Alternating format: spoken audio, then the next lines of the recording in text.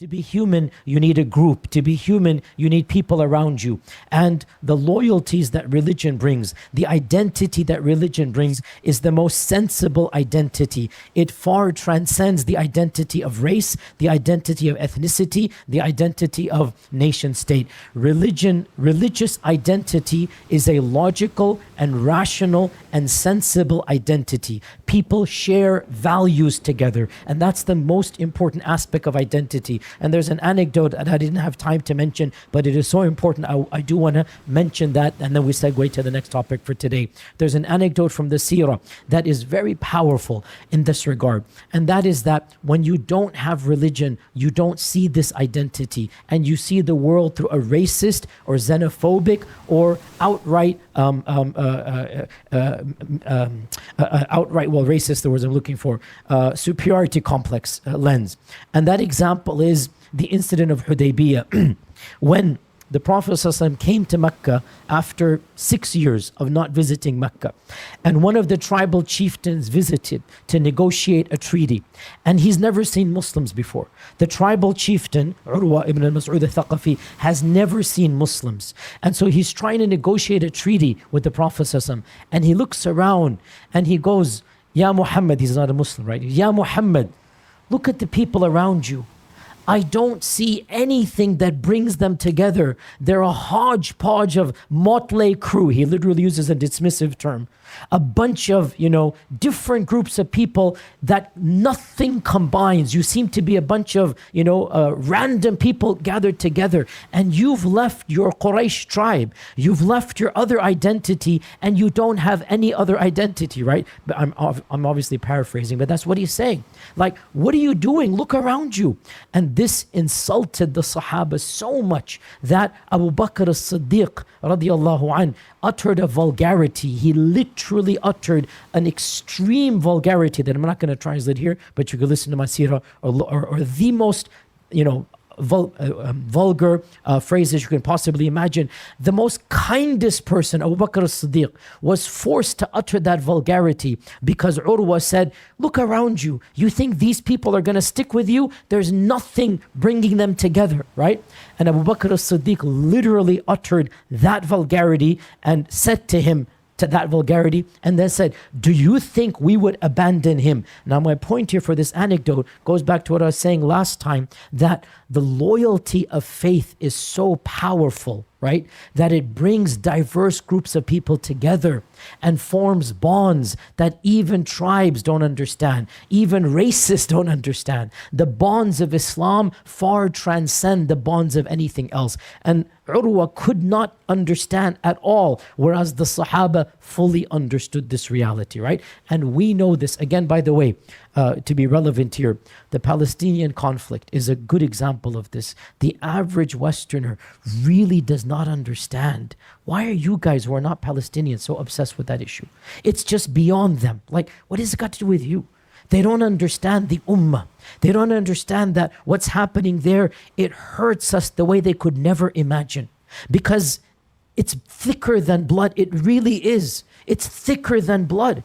It's literally, this is closer than family to us, right? And you have to understand this psychological reality is that they are dismissive of this connection because they just don't understand it. They are like Urwa. And we are like Abu Bakr as-Siddiq, but don't utter the vulgarities. Don't utter the vulgarities because we don't need to do that right now. But we're like that. Like, don't you see? But no, they don't see because their paradigm is different than our paradigm, right? So again, to segue then, I wanted to just mention this anecdote to prove my last point, which is the bonds of ummah are more powerful than the bonds of any other identity. And they are the most rational and they are the most logical. You want to have bonds with people, not because of your skin color, how superficial, not because of you share an ancestor, how childish. It's not your fault you share an ancestor. And you want to share a bond with diverse people, and that's the beauty of the ummah. You want to share a bond with a person of a different color, a different nationality, a different language, a different background. But how are you going to share that bond? This is where the ummah comes in, the religion comes in. What a beautiful aspect, right? You form this massive network and you actually tap into human diversity. What other, now the nation state especially the modern nation state, attempts to do that, right? They have the facade of doing that, the diversity of this country, that country. But in reality, it's just words. What is the actual bond that we all share with the person of the same nation state? Nothing. It's a figment of imagination. Whereas the bonds that we share with fellow members of the ummah, it truly transcends any other nationalistic or ethnic or racist trope. And again, this is only the religion. There is no other ideology that is as powerful. I needed to mention this anecdote to, okay, so today, I wanted to talk about two things. Let's hope I can do both of them. If not, then I'll do at least one. Of the benefits of religion. Now, this is a bit deep, and we're going to come back to this point in a future class post-Ramadan. Of the benefits of religion is that religion is the nurturing soil that allows the seed of conscience, your conscience, you have a conscience, the seed of moral conscience to be planted and to be nourished. I.e., we all have something called a conscience. We're going to come to this point, right? You need religion to solidify that conscience. Without religion, your conscience, even if it's there, will be weak, and it's very easy to be destroyed. So religion helps your conscience grow and strengthens it, and then it guides it in the right direction. Without religion, your conscience, if it exists, will be weak, and in all likelihood, it will actually cease to exist after a while. Now, this is a deep topic, and like I said, this is a summary of a subject we're going to come back to later on. So firstly, what is conscience? By conscience here, you all know what it means intuitively. Conscience is an inner sense. It's a spiritual faculty. It's an actual faculty. We don't just have 6 faculties. We have more than 6. There's something called conscience. And conscience is an inner spiritual faculty that guides us to, it's like a moral compass. Everybody feels guilty at some level when they do something. And everybody feels good at some level when they do some good. So there is something innate within us that is a conscience. And for today's class, again, we're going to come back to this topic later on. For today's class, I want to mention that from conscience, one can quite explicitly derive 5 benefits. Now, religion will then solidify these 5 benefits, right? Number 1, conscience acts like a moral compass. It intuitively guides you. Something is right and something is wrong. You know something in your heart without being a religious person. You don't have to be a Muslim to have a conscience. What I'm saying is, being a Muslim solidifies the conscience. Being a Muslim nourishes the conscience. Being a Muslim protects the conscience, and it guides it, fine-tunes it. But even without Islam, a quote-unquote good person, and there are good people that have good qualities that are not Muslim. The Quran mentions this. We'll talk about this later on. Can you be good without being a Muslim? Well, define good, but technically, if you mean good, ethical, and moral, yes. If you mean theologically, no. But we're going to come back to this point later on. But you can have a good person. Why is a good person a good person? Because they have a pure conscience. So the first thing the conscience does is it acts as a moral compass. That there's an intuitive feeling of something being right and something being wrong. The second thing that a conscience does is that the conscience motivates you to do a good deed, i.e., your conscience will give you a desire to be good. You see an elderly lady, you're crossing the street, your conscience will be like, you know what, let me help her carry the groceries, right? You see a blind man walking, your conscience will say, let me try to help him, right? You don't have to believe in a religion to want to do that. A person of good conscience, the conscience will motivate them to be good. This is point number 2. Point number 3, once you've done the good deed, you feel a sense of spiritual validation. You feel a sense of, you get a cookie, a spiritual cookie. You feel internally sweet and happy. Wow, I did that today, right? And this is something positive. Point number 4, before you do a bad deed, your conscience feels what? It feels guilty, scared. It feels like I shouldn't do that.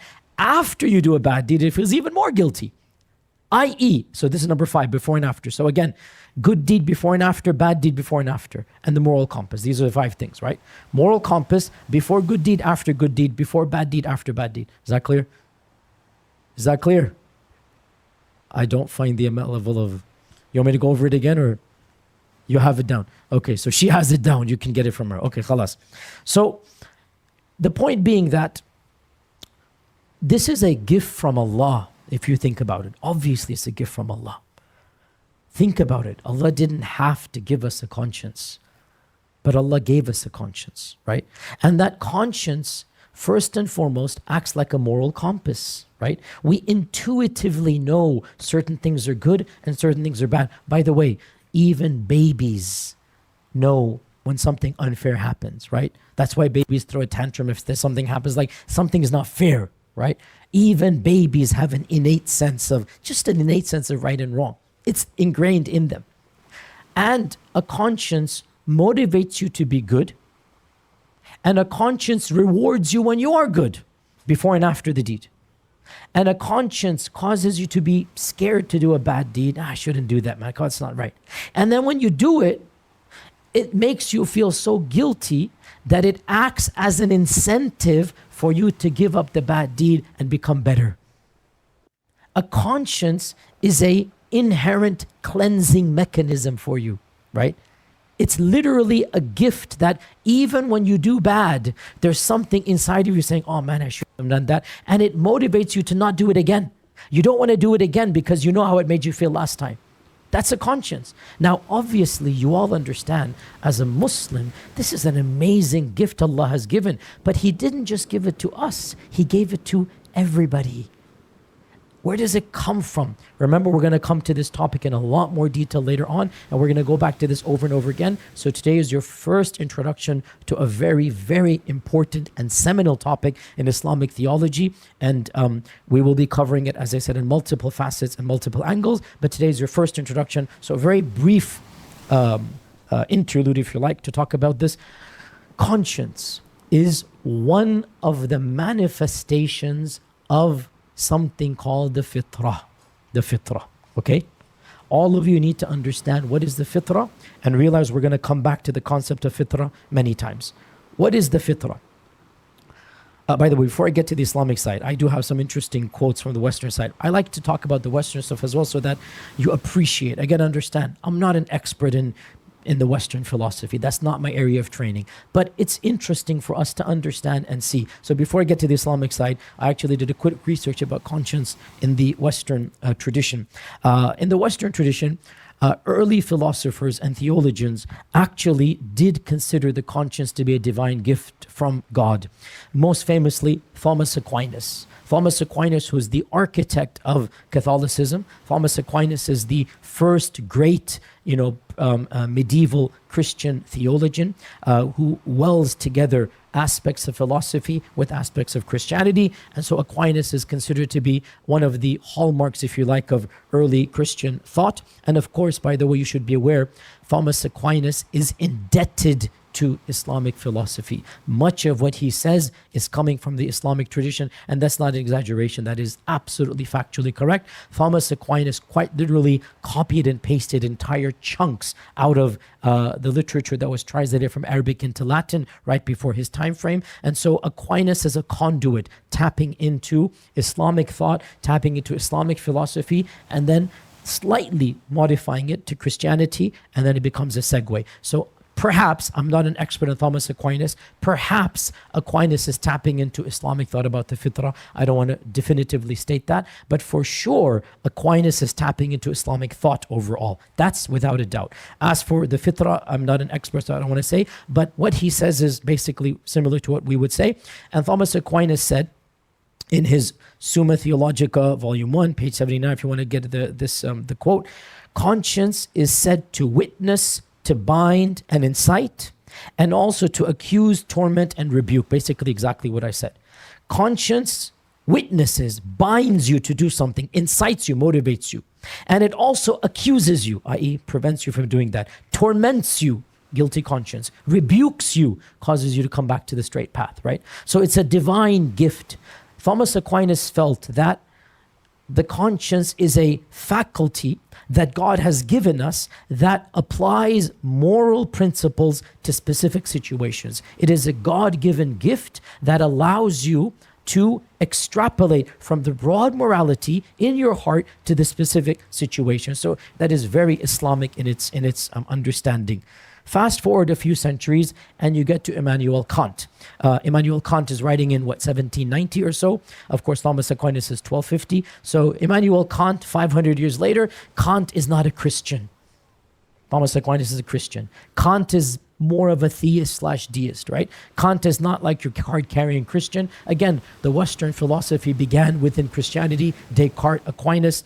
Then it goes into theism, deism, like Kant, and then it goes into all-out atheism, such as most modern philosophers who don't really want to talk about God as well. So Kant is your, average deist/theist, right? He's not a Christian, but he believes in God in his own way. Because again, in 1790, you're not going to be an atheist. We're going to come back to this. There were no atheists in all of human history up until 1750. Believe it or not, there were no atheists. No such thing as a card-carrying atheist up until modernity. Atheism is a very, very modern phenomenon. No atheists existed anywhere in the world up until 200-300 years ago. People denied a Christian God. They didn't deny God per se. Big difference between the two, right? So Kant is a deist or theist, and Kant believes that conscience comes from, quote unquote, the laws of nature. Again, this is how theism and deism describes conscience, the laws of nature. And he writes in his book, Religion Without Bounds, book 1, paragraph 6, he says, listen to this. Man cannot help but feel, this is not God, this is ingrained in man, within him a judge, this is the conscience, that calls him to account and holds him in awe.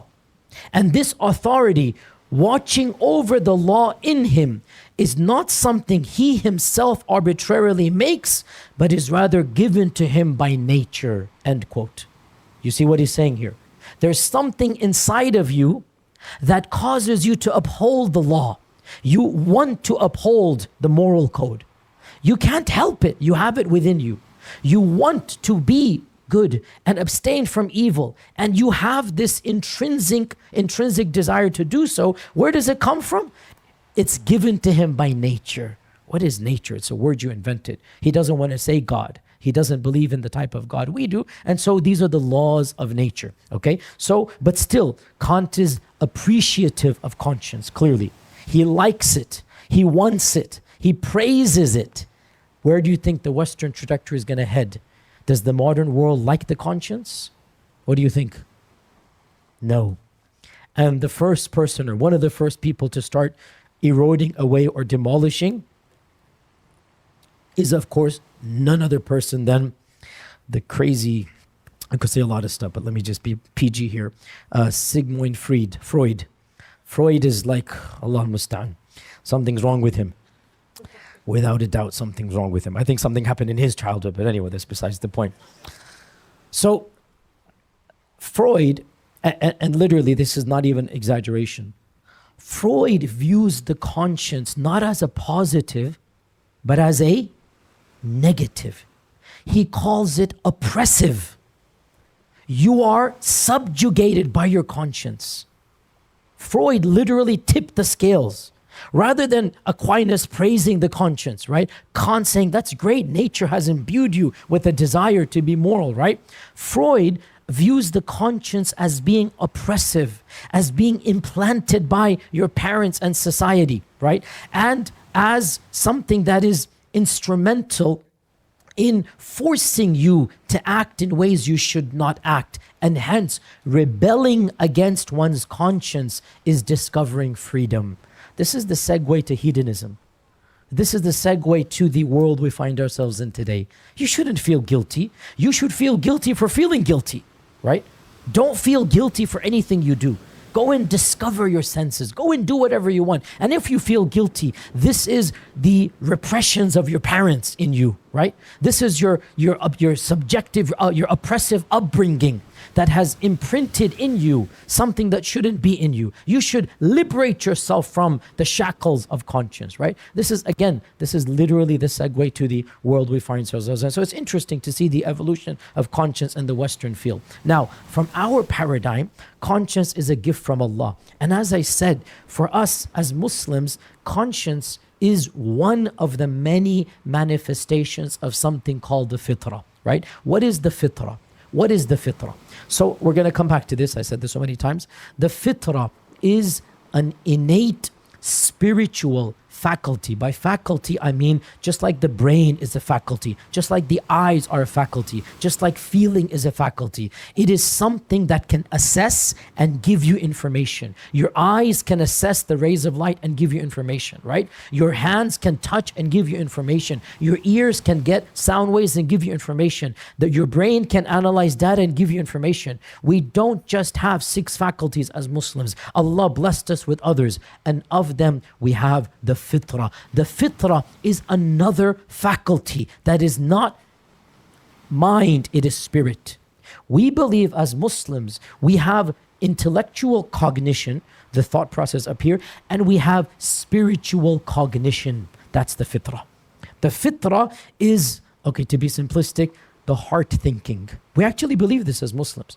We have the mind thinking, that's intellect, that's aql. Then we have the heart thinking, that's the fitrah. Now, later on, we're going to come and distinguish between the mind and the heart. That's a later topic. For now, all we need to know, there are many differences. Of the main differences, spiritual thinking is not acquired, it's gifted by Allah. Whereas intellectual thinking, it is acquired. Intellectual thinking is learned. Intellectual thinking varies from person to person. Not all IQs are the same. Spiritual thinking, we're all gifted the same at birth. Spiritual thinking, the fitrah, we all have the same amount at birth. Nobody has more fitrah than the others at birth. We're all equal. Our hearts, our soul are all equal. We equally have the cognitive faculty of the soul, the spiritual soul. And we know this from the Quran and the Sunnah. How do we know the fitrah exists? Well, we know it from the Quran and Sunnah, and we also know this from observed reality, such as conscience. How do evolutionary biologists explain conscience? Where does conscience come from? Why do you feel good if you do a good deed and bad if you do a bad deed? Where does it come from per se? It's in a child. We know this. I mean, psychiatrists can observe there's something called the beginnings of conscience even in children. So for Muslims, we believe it's a part of the fitrah. Please note, make a note for those of you that are taking notes. For those that aren't, I know you're all memorizing, mashallah, every single word I say. So if I ever give an exam, mashallah, you'll score 100 out of 100. I know this, mashallah, right? Correct? Yes, alhamdulillah. Because you haven't taken a single note this weekend. That's okay. You're not the only one. Alhamdulillah. Just specially teasing you, don't worry. You're turning red. It's okay. Alhamdulillah. Alhamdulillah. Where was I? Before I went into... Guys, where was I? See, look at, you can't even tell me where I was 1 minute ago. What was I saying? Something fitrah. Thank you so much. Okay. See, the guy that's taking notes can actually quote me back. You see the difference? You see the difference? The one who's taking notes can actually tell me exactly what I'm saying. So, the fitrah. Oh, what were you doing then? You're asking questions. Okay, alhamdulillah. He wasn't taking notes. He wants to clarify. Okay. I praised you could have taken that, but his fitrah told him I have to be honest. And his conscience said, khalas, I have to refuse this phrase and be honest to myself, okay? Sign of a pure fitrah. Okay, so the fitrah, please make a note of this. Conscience is not the totality of the fitrah. The fitrah tells us and gives us many different cognitions. Conscience is one of the gifts of the fitrah. Please make a note of this, right? The fitrah is much more than just the conscience. But the origin of the conscience, where does it come from in our religion? The fitrah gives us many things. We're going to talk about some of them later on. Today, we're going to talk about conscience, and by and large, we're not going to come back to it later on. So this aspect of the fitrah, we're going to talk about. Of course, the fitrah is explicitly mentioned in the Quran and in the Sunnah. As for the Quran, multiple verses of them is the famous verse in Surah Al-Rum, verse 36, فِطْرَةَ اللَّهِ الَّتِي فَطَرَ النَّاسَ عَلَيْهَا. This is the fitrah that Allah created mankind upon. So by the way, the word fitrah It literally means an implantation. Fatara means to open up. So fitrah, that which has been opened up and implanted like a seed, something deep embedded. It is your spiritual DNA. It is your literal psyche. It's implanted and embedded in you. You cannot completely get rid of it. It is you, your inner soul, your fitrah. And of course, where does it reside? In your ruh, not in your brain. In your ruh, in your soul. It is a part of your ruh. So your ruh has a heart, like your body has a heart. And the heart of the ruh is basically that fitrah. And again, it's not tangible, it's not physical, it's in your spiritual DNA. So Allah says, I gave fitrah to all of mankind. Fitrat Allah, allati fatara nasa alayha. The fitrah that Allah has given all of nas, everybody, not just Muslim. And our Prophet ﷺ underscored this point in the famous hadith in Bukhari and Muslim. You need to memorize this hadith. It is an essential hadith, not only to our class, but to the religion of Islam. We're going to come back to this over and over again. The Prophet ﷺ said, كُلُّ مَوْلُودٍ يُولَدُ عَلَى الْفِطْرَةِ. Every child that is born on earth is born upon the same fitrah. No exceptions. Muslim child, Zoroastrian child, Christian child, Hindu child, pagan child. The parents are as they are. The child is born the same. كُلُّ مَوْلُودٍ يُولَدُ عَلَى الْفِطْرَةِ. Every mawlud. Mawlud is every born, baby born. Every single baby that is born upon the same fitrah. Then his parents, يُهَوِّدَانِهِ, make him into Yahudi. أو يُنَصِّرَانِهِ, make him into a Nasrani. أو يُمَجِّسَانِهِ, make him into a Majusi or Zoroastrian, right? And then the Prophet ﷺ said, just like a calf is born without the markings, you know, when you brand, so you all know cattle is branded, right? Every cattle is branded by the owner, right? The Prophet ﷺ said, just like a baby calf or a baby a camel is born without any branding, and then you branded. Do you see any baby born with the branding? The Prophet ﷺ said, they said no. So that is the fitrah, meaning purity. The fitrah is pure. Corruption occurs afterwards. The fitrah is unblemished. Change occurs afterwards. The fitrah is natural. Anything unnatural is done afterwards. So the Prophet ﷺ literally said, every child is born upon the exact same fitrah, and then the parents and society change the fitrah. Now, as we said, fitrah has many manifestations and many aspects we're going to talk about later on. Today, we will talk about that one quick aspect which we talked about now, and that is conscience. Because one of the blessings of the fitrah is that Allah blessed our soul to automatically yearn to be good and automatically despise to be bad. And this is in contrast to many other faith traditions that say man is created in sin and man is created in evil. We believe the exact opposite. Man is created in good and man wants to be good, and man generically is predisposed to like good. Allah didn't set the stage against us wanting us to be bad. Allah created us and He gave us an inherent guide, an inherent compass. We have a compass within us, and that compass, it points true north, i.e. the north here is the guidance of Allah. It points us to that which is good. And so Ibn Taymiyyah, by the way, out of all the early scholars pre-modernity, Ibn Taymiyyah is the scholar that has most discussed the fitrah. And that's why I myself in my doctoral dissertation, I have an entire chapter on the fitrah, because it deals a lot with Ibn Taymiyyah. And my PhD is on Ibn Taymiyyah and his book about aql and naql. He uses the fitrah a lot in that. So Ibn Taymiyyah writes, and I quote from Majmu' Fatawa Volume 10, page 267, the human soul has been created in the state of original fitrah. And the fitrah, listen to this, naturally inclines towards wanting the truth, recognizing the truth, and loving the truth. Notice, the fitrah wants the truth. The fitrah recognizes the truth, and the fitrah loves the truth. And it inherently rejects evil and dislikes evil and goes away from evil. Now, Ibn Taymiyyah did not use the word conscience, because that's not in his vocabulary, but this is conscience. It's exactly conscience, right? You want good, you like good, you appreciate being good, And you don't want to be bad, and you don't like being bad, and being bad makes you feel bad. This is the conscience. And Ibn Taymiyyah writes that the fitrah requires, this is now why we're talking about the fitrah today, the fitrah requires spirituality to be nourished.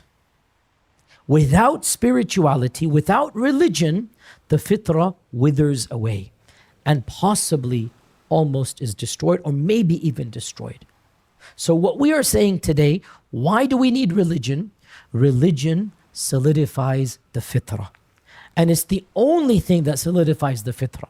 Without religion, now pause here, by religion we mean Islam. So we're just gonna have to jump, no other religion is gonna, however, I will say, other religions might partially satisfy the fitrah, partially. Other religions might partially feed and nourish the fitrah, which is why overall religious folks have better conscience if they're good in their religion than non-religious folks, right? So some good religiosity, some pure religiosity, by pure I mean they believe in their religion, is better than no religiosity, because some religiosity is positive for the fitrah. So Ibn Taymiyyah says that the fitrah therefore is nourished by the deen, the religion, and it strengthens, and it is strengthened by it. However, a key point we have to make here, and I hope you all understand this, the existence of the fitrah is independent of religion. You understand this point? You guys understand this point? The fitrah exists before the religion. You are born with it. Everybody's born with it. What does the religion do? It protects it. It sustains it, it nourishes it, and then it also fine-tunes it. Because without religion, you might have a conscience that is 80% good, but 20% not good. Your moral compass might be off a little bit, right? Without religion, your fine-tuning of the compass might not take place. And you might think something to be good when it is not good. And that goes back to my previous week class of ethics and laws, and we need the religion to teach us ethics and laws. With religion, the fitrah is protected and nourished. Religiosity, spirituality strengthens the conscience, which is why when you're religious, automatically you desire to do more good. And automatically evil makes you feel more evil. Why? Because the fitrah is nourished. You all know this. In Ramadan, we feel much worse for committing the sins we do pre-Ramadan and post-Ramadan. Why? Because religiosity has nourished the fitrah. The fitrah automatically is conscience, and so religiosity and conscience are causally linked together. Is that clear? Without religion, conscience suffers. You will never have a strong conscience. You might have a partial. You will never reach the full potential of your conscience without pure religion. And of course, pure religion for us is only Islam. And therefore, to conclude this point, truly what a blessing from Allah that He has given us an inherent, innate sense that guides us, that motivates us to be good, that rewards us for being good. If Allah had wanted to, we wouldn't have a conscience. So we could do all the good in the world and we wouldn't feel anything, and we just do it for some type of otherworldly akhirah good, which is fine. We would have done it inshallah anyway. But isn't it a blessing from Allah that He gave us literally checks and balances in our own life? It's internal. You don't even have to be a Muslim to feel those checks and balances. Even a non-Muslim feels bad for being rude to somebody he shouldn't have been rude to, for stealing, for lying, for murdering. A person even of a slight conscience genuinely feels guilty.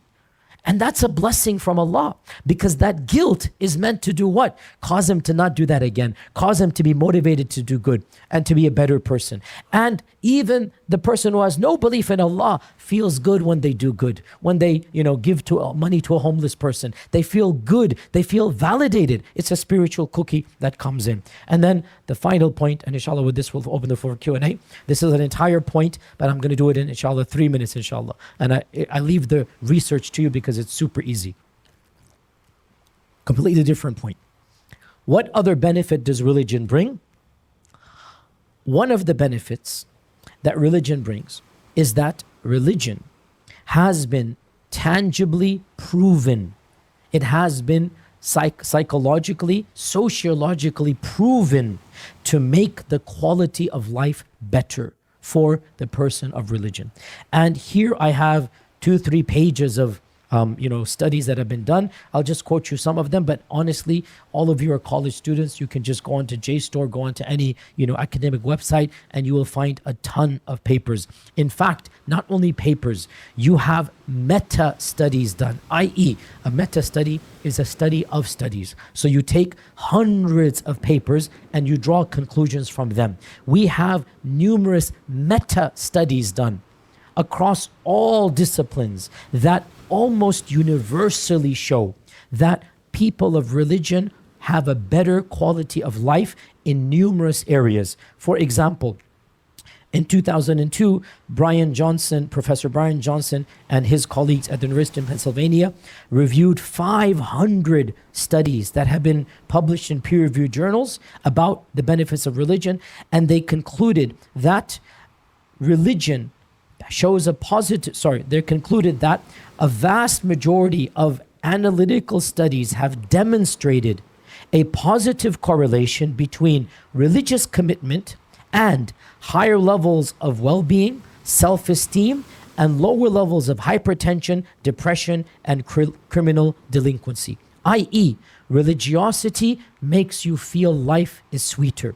Religiosity makes you deal with the stress of life in a better manner. Religiosity helps you battle with depression. Religiosity diminishes criminal behavior. In another meta-analytical review carried out by McCullough and Pohl, a group of professors at another university, I don't have it in this paper here, in another meta-analytical review, 200 social studies papers are reviewed to demonstrate that high religiousness predicts a much lower risk of depression, drug abuse, and suicide attempts.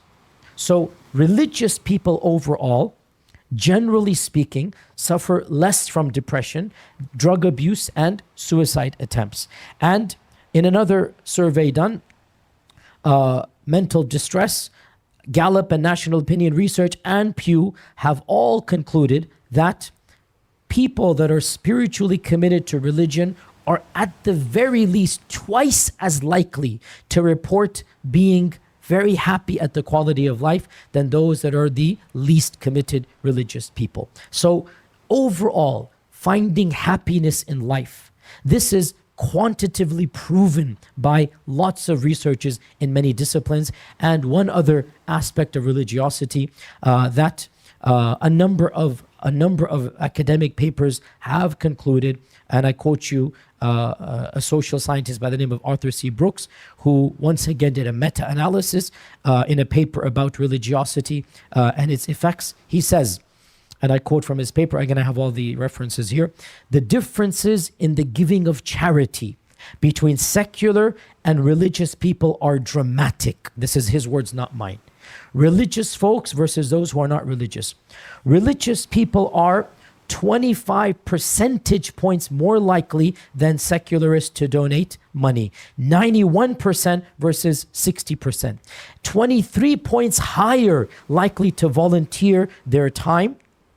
And he goes, this is across all different faith traditions, right? So overall, being religious in any faith means you are helping humanity more across all faith traditions. By the way, in his survey, he did not study Muslims. He did different Christian sects and Jewish faiths. I don't know why he didn't do Muslims. Fact of the matter is, other surveys have shown Muslims are the most when it comes to charity. I'm not making this up. You all know this. Zakat, I mean, you don't even need to. It's a pillar of our faith to give zakat. So in terms of giving back, we are number one out of all faith traditions. Again, religiosity and helping humanity, this is a palpable and tangible and observed and scientifically studied reality. Religious folks enjoy life better. Religious folks are able to battle depression better. And again, it doesn't mean that you can't have depression while being religious. We're just being statistical. We're being obviously, broad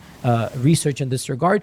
overall, religiosity helps battle a lot of negative things. And religiosity brings comfort, makes you help humanity, makes you volunteer your time, makes you more charitable. These are observable phenomenon across all spectrums of religion. And with this, inshallah, we actually have a solid 15 minutes. I had to zoom over that last point here. And now, inshallah, if we can have Q&A. Do you have the code for questions? How are they? Okay. The code is on there, so inshallah we can try to answer some questions, inshallah ta'ala. Okay, so how does someone deal with the fitrah being tarnished? If you are born pure upon the fitrah and your parents destroy fitrah with their ideologies, you never have a chance to have true inclinations toward the truth. Okay, so the fitrah, as we said, is nourished with religiosity. And one of the things that we notice is that people who preserve aspects of their fitrah always find comfort, even if they're not born Muslims. They find comfort in being religious.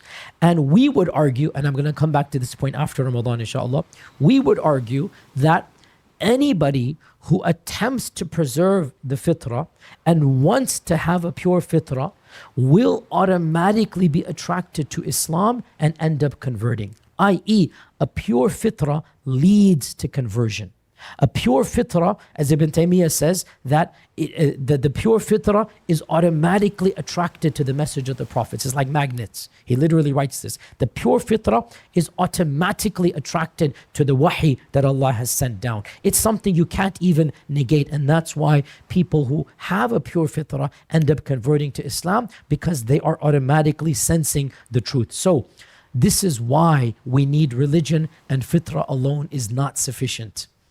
This question right here, because the fitrah can be corrupted. Religion, as I said, protects the fitrah. Religion guides the fitrah. The fitrah can be corrupted, but religion is the fine-tune that will find its proper way. Question: how is a psychopath, a child born with intent to kill, explained in accordance with the fitrah? Okay, multiple ways to do this. Listen, first and foremost, if a person is genuinely mentally unstable, and they are not able to control their actions or desires, we will treat them in this world according to their actions, and Allah will treat them according to how much capacity they had.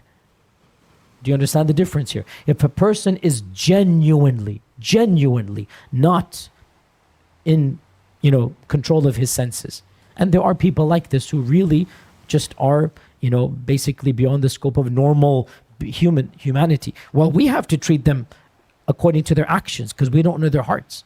And we will treat them and punish them according to their actions. That has nothing to do with their akhirah. In the akhirah, if a person truly was mentally insane, truly was not in control of his or her senses. So to backtrack, it is possible that people are not normal. And that means the pen has been lifted from them, and they will not be held accountable. That's the reality. Or people that are born mentally, they're not there. Whether they have a mental disability and whatnot, the shari'i term for them, غير مكلف. There is no laws binding on them, right? And on the day of judgment, they will be forgiven. But we don't know what's here and there. And we have to treat people based upon their outer actions. So we deal with them on the outer, and we leave Allah for the inner, which quite literally means, because how do you know there's a genuine psychopath who can't control the emotion to kill versus a murderer who enjoys killing and wants to kill? How do you know the difference? Do you? You can't. So we have to treat the both of them the same, because their actions are the same. And by the way, they both pose the exact same threat to mankind. So why should we treat them differently? We want to protect mankind. We will treat them the same. We will punish them the same. And that means execution if they're caught. And they will go to Allah subhanahu wa ta'ala. The one who was a murderer intentionally, the one who killed and he was mentally sane, will be punished like the murderer. And the one who was genuinely, a psychopath that could not control. We believe there are people that are born, without natural intelligence. Allah Azza wa Jal tested them and tested us. That's a test. They have been lifted from taklif, and Allah will forgive them if they genuinely could not control themselves. Wouldn't evolutionary biologists say that conscience exists because it's beneficial for the survival of the species? So again, we're going to come back to evolution and the issue of evolution. How do you explain consciousness and conscience? We're simply a bunch of atoms coming together. How do you explain there's something actually that is conscious? You are ascribing mystical powers to atoms coming together. You're ascribing literally faculties to atoms that just form bonds together. So of course evolutionary biologists say this, but these are mere words. And again, the precision of the universe, the fine-tuning argument, it's a very Islamic argument. If you know your fine-tuning argument in modern philosophy, the existence of the universe is so complex. To claim that it just comes out of nowhere, to claim that we have a conscience because it's better for humanity, you are ascribing to every atom of creation that it is somehow in sync with all other atoms, and it wants to preserve life as it exists, and it's working in tandem with everything else to bring this about. You might as well just believe in a God at that point in time, because you're ascribing divinity to atoms at that point, right? So anyway, this is, it's a circularity here. What is the exact difference between nafs and fitrah? And does the nafs also yield naturally towards religiosity? So the nafs is broader than the fitrah. The nafs is the soul, if you like. The nafs is sometimes synonymous with the ruh. And if it is synonymous with the ruh, then the fitrah is a part of the ruh, because the ruh also gives us life. The ruh also gives us, without the ruh, we're a corpse. Without the ruh, we're a dead body. So the ruh or the nafs is bigger than the fitrah, but one can say the fitrah is the DNA of the ruh. The fitrah is the qalb of the ruh. One can say it that way. In any case, in the end of the day, you can't have a ruh without a fitrah, right? In sane people. In people that are not sane, you have the ruh and you don't have the normal DNA, or you don't have the spiritual DNA, so they will not have the fitrah. Final question we'll do. If everyone has the same fitrah, how were the Prophet's fitrah so much more pure? Very simple. You're born with the same fitrah, but then the fitrah is honed down, corrupted, weakened. Whereas the Prophet's fitrah is not weakened.